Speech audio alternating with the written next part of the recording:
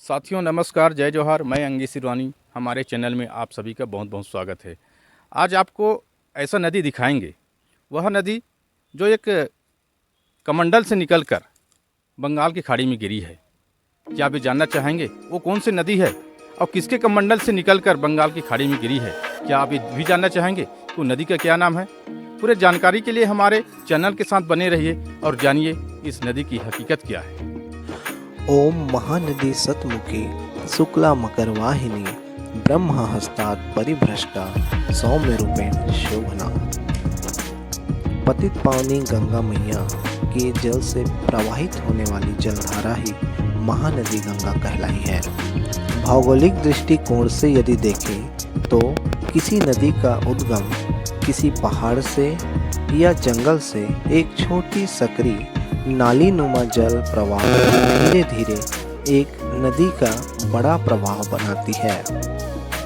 लेकिन महानदी का उद्गम अन्य नदियों से भिन्न है, जो महर्षि सिंगी ऋषि पर्वत से निकलकर पूर्व दिशा की ओर बहना शुरू की और लगभग 16 किलोमीटर आगे ग्राम हरसिया पहुंचने के पश्चात पुनः वापस हुई है। आज भी यह दृश्य बालका और महानदी के संगम पर बरसात के प्रथम बाढ़ में देखने को मिलता है। इस क्षेत्र में मानना ये है कि एक बार प्रयाग में कुंभ मेले के लिए इस क्षेत्र के सभी ऋषि कुंभ स्नान के लिए जाने लगे। ऋषियों ने सोचा कि चलो साथ में महर्षि श्रृंगी ऋषि को साथ ले चलते हैं। ऋषिगण जब श्रृंगी ऋषि के आश्रम में पहुँचे तो महर्षि जी तपस्या में ध्यानस्थ थे। तब ऋषियों ने बिना विघ्न डाले कुंभ स्नान के लिए चले गए और लौटते वक्त अपने अपने कमंडल में गंगा जल भर लाए। और जब महर्षि श्रृंगी ऋषि के आश्रम में पहुँचे तब श्री श्रृंगी ऋषि तपस्या में लीन थे। तब सभी ऋषियों ने अपने अपने कमंडल का गंगा जल थोड़ा थोड़ा श्रृंगी ऋषि के कमंडल में डालकर अपने आश्रम चले गए। बहुत वर्ष बीत गया, फिर भी श्रृंगी ऋषि का ध्यान नहीं टूटा।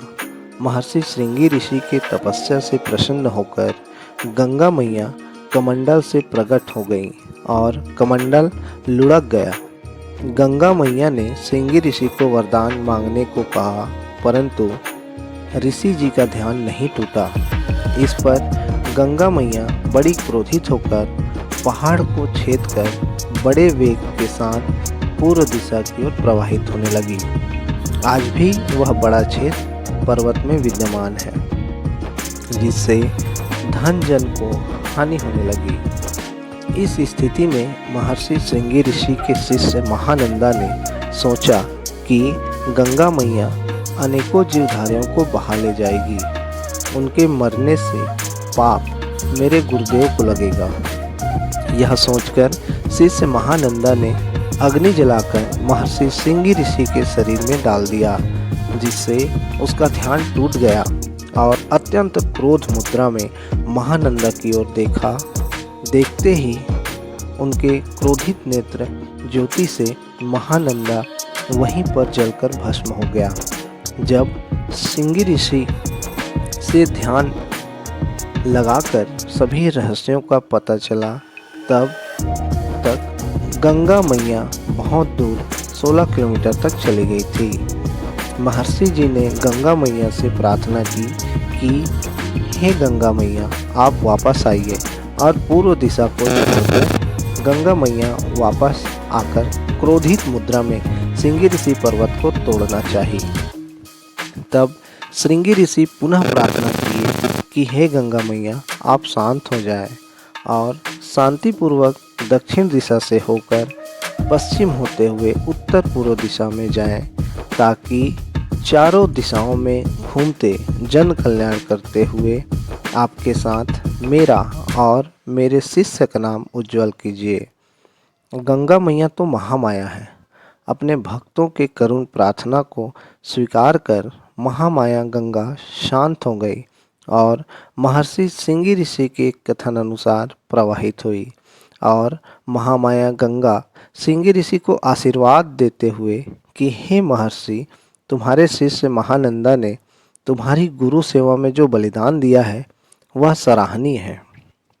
अतः मैं जहाँ तक जाऊंगी तुम्हारे शिष्य के नाम की नदी कहलाऊंगी। ऐसा आशीर्वाद देकर महामाया गंगा महानंदा के नाम से महानदी बनकर पूरे छत्तीसगढ़ क्या बंगाल की खाड़ी तक जीवनदायिनी नदी बनकर प्रवाहित हुई।